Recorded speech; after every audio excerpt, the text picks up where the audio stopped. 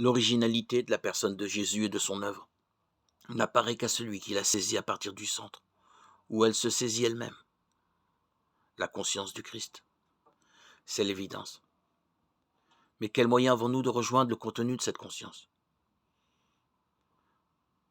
La réponse est simple. À partir des paroles que la critique historique regarde comme étant directement tombées de la bouche du Christ. Les historiens admettent généralement, en effet, que souvent les paroles prêtées au Christ reflètent les interprétations des évangélistes eux-mêmes ou les préoccupations des premières communautés chrétiennes.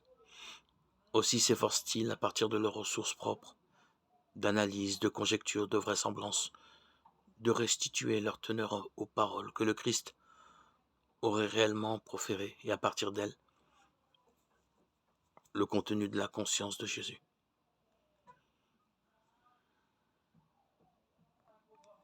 Il n'est pas dans mon intention de contester le moins du monde l'intérêt de ces recherches qui peuvent nous passionner sur leur plan proprement humain. Je tiens cependant à dire qu'elles ne sont pas la source et le fondement de notre connaissance de Jésus par la foi.